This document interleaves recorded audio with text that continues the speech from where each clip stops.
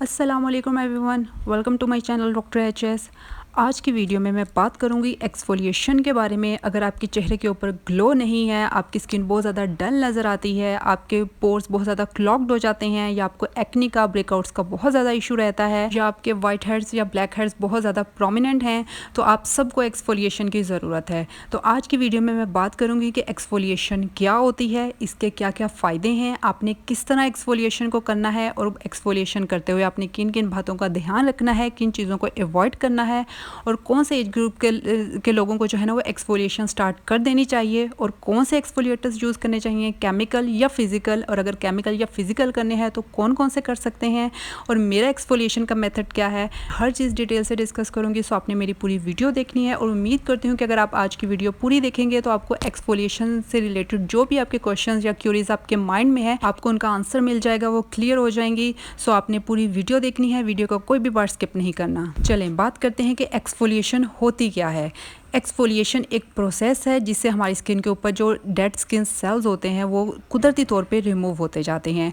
हमारे नए सेल्स की ग्रोथ होती है, जो पुराने सेल्स होते हैं जो ख़त्म हो जाते हैं वो ऑटोमेटिकली रिमूव होते जाते हैं। ये एक नेचुरल प्रोसेस है। लेकिन जब हम एक्सफोलिएशन खुद से करते हैं तो हम ऐसी टेक्निक्स या मेथड यूज़ करते हैं, हम इस प्रोसेस को थोड़ा सा तेज़ कर देते हैं, क्योंकि जब हम छोटे होते हैं या हमारी एज कम होती है, हम बच्चे होते हैं, तो एक्सफोलिएशन का जो प्रोसेस होता है वो नेचुरली तौर पर बहुत ज़्यादा तेज़ होता है। तो इसलिए बच्चों की जो स्किन है वो बहुत ज़्यादा ग्लोइंग और रेडिएंट होती है।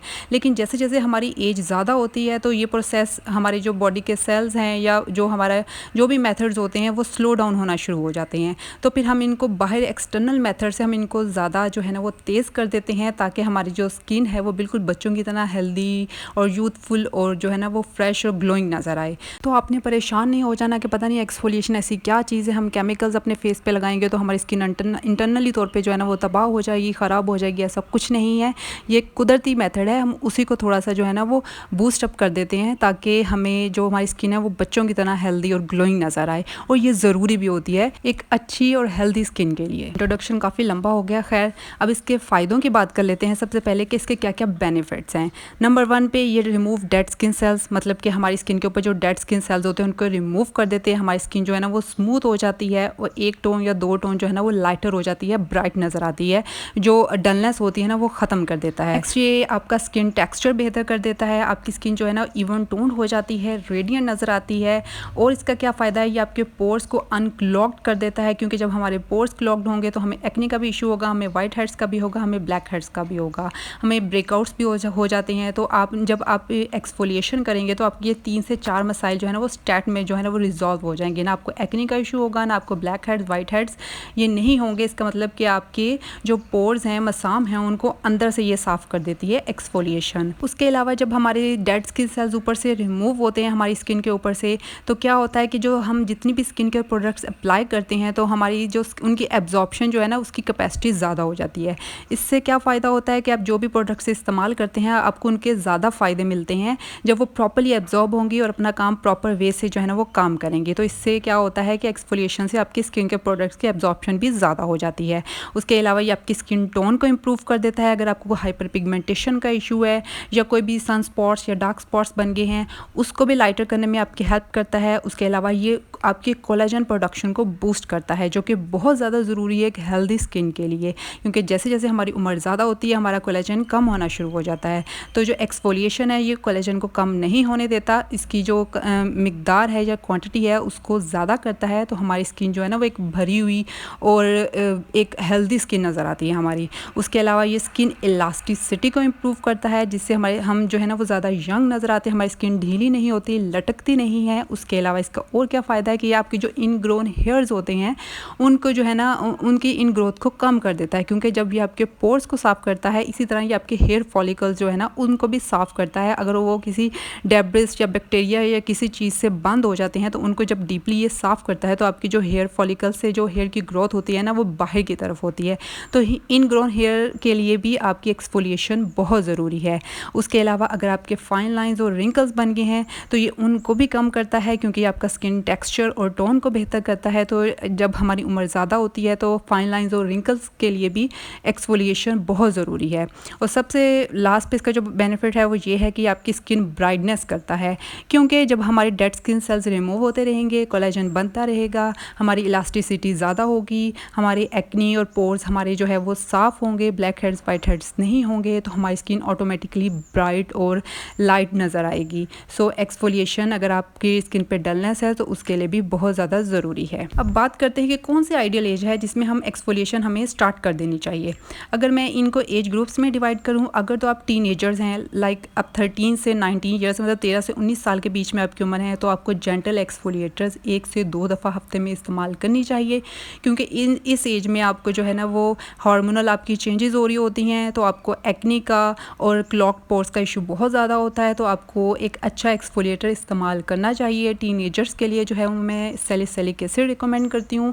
आप सीरम यूज़ करें, आप सैलिसिलिक एसिड का फेस वॉश या क्लेंजर करें, या आप कोई भी सैलिसिलिक एसिड का कोई फेस क्रीम इस्तेमाल करना चाहते हैं, जो भी आपको सूट करती है, तो आपको ज़रूर ये एक्सफोलिएटर अपनी जो रूटीन में, स्किन के रूटीन में शामिल करना चाहिए, ताकि आपको एक्नी का इशू ना हो, बाद में वो एक्नी स्पॉट्स ना बने और आपकी स्किन जो है वो ख़राब ना हो। नेक्स्ट, अगर आप यंग एडल्ट्स हैं, मतलब कि आपकी 20 से 29 साल की एज है, तो इस एज में ज़्यादा आपको इशू होता है स्किन के ऊपर, आपके ब्लैक हेड्स वाइट हेड्स बहुत ज़्यादा प्रोमिनेंट होते हैं, या कुछ लोगों को हाइपर पिगमेंटेशन का इस एज में इशू होना शुरू हो जाता है, क्योंकि आपका एक्सपोजर बहुत होता है, या हम फार्मूला क्रीम भी बहुत ज़्यादा लड़कियां या लड़के इस्तेमाल करते हैं। तो उन चीज़ों के लिए आपको 1 से 2 दफ़ा एक्सफोलिएटर्स इस्तेमाल करने चाहिए। वो कौन कौन से, ये मैं आपको आगे चल के बताती हूँ। अगर आप एडल्ट्स हैं, मतलब अगर आप 30 से 39 ईयर्स तक आपकी एज है, तो भी आपको 2 से 3 दफ़ा एक्सफोलिएटर वीक में करना चाहिए, क्योंकि इस एज में आपको फाइन लाइंस रिंकल्स का इशू स्टार्ट हो जाता है, आपका स्किन टेक्सचर जो थोड़ा सा ना वो चेंज होना शुरू हो जाता है। तो आपको 2 से 3 दफ़ा हफ्ते में एक्सफोलिएशन करनी चाहिए, ताकि आपके फाइन लाइंस और रिंकल्स का जो प्रोसेस है वो थोड़ा सा डिले हो सके। उसके बाद अगर आप मेच्योर एडल्ट्स हैं, मतलब आपकी 40 से 49 ईयर्स तक एज है, तो आपको 1 से 2 दफ़ा ही वीक में जो है ना वो एक्सफोलिएटर जो है वो यूज़ करने चाहिए, क्योंकि इस एज में हमारे एजिंग साइंस और एजिंग स्पॉट्स वो आना शुरू हो जाते हैं। तो आपको एक्सफोलिएशन जो है ना वो एजिंग साइंस को डिले करने के लिए इस एज में इस्तेमाल करनी चाहिए।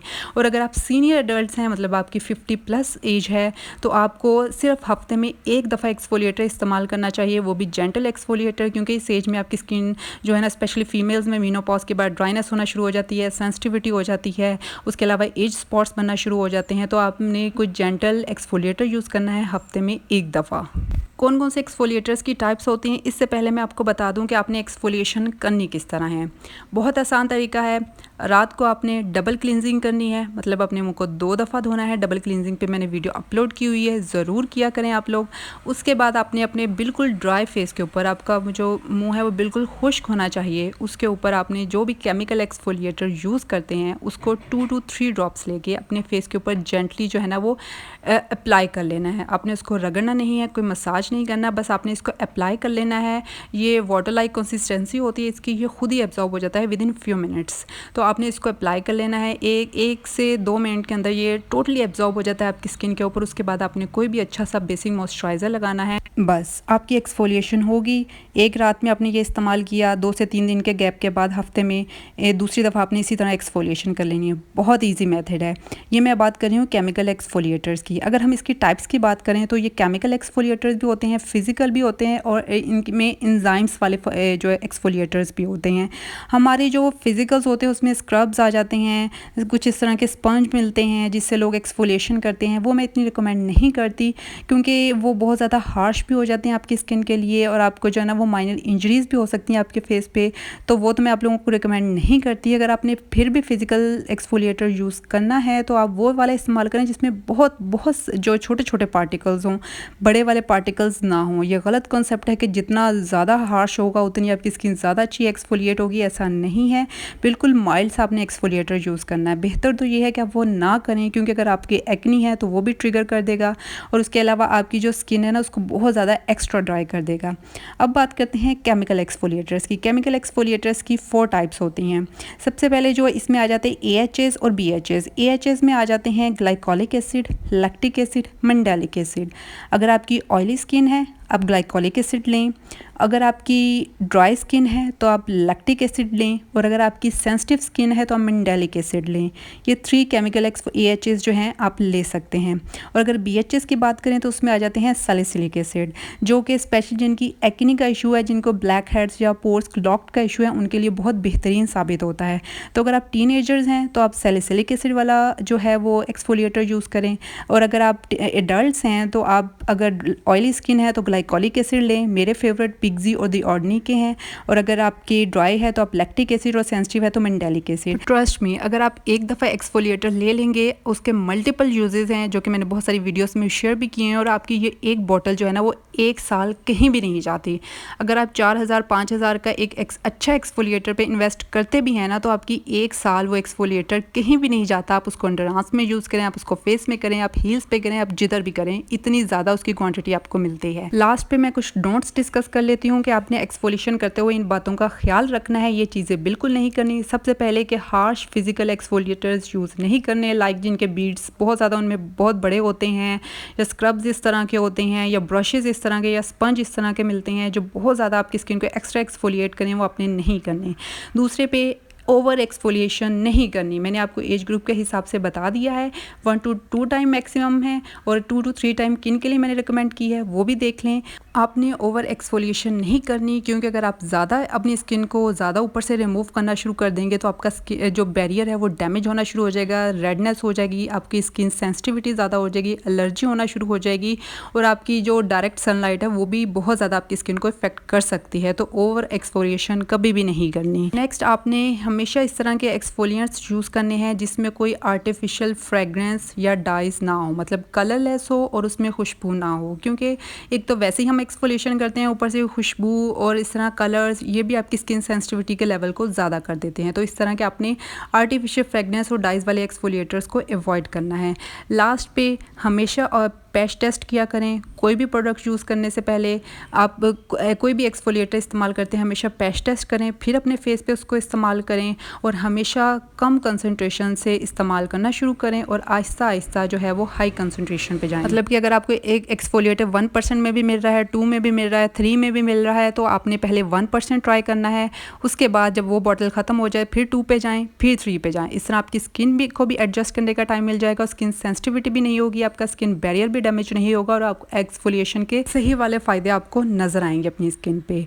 उम्मीद करती हूँ कि आपके माइंड में जितने भी पॉइंट्स हैं वो क्लियर हो गए होंगे। अगर फिर भी आपके माइंड में कोई क्वेश्चन है तो आप मुझसे कमेंट सेक्शन में ज़रूर पूछ सकते हैं। बाकी मैंने अपनी तरफ से कोशिश की है कि मैं हर पॉइंट जो है आप लोगों के साथ क्लियर करूँ। वीडियो थोड़ी सी लंबी हो गई है, लेकिन अगर आप इस पर अमल करेंगे तो आप अपनी स्किन को कुछ अर्से बाद आप अपनी स्किन पर खुद इफेक्ट और रिजल्ट देखेंगे। उम्मीद करती हूँ कि आपको वीडियो अच्छी लगी होगी, और अच्छी लगनी भी चाहिए। मैंने इतनी मेहनत से बनाती हूँ, तो भाई जाते जाते इसको लाइक भी किया करें, दूसरों के साथ शेयर भी करें, मेरे चैनल को सब्सक्राइब ज़रूर करें। खुश रहें, खुश रखें, टेक केयर, अल्लाह हाफ़िज़।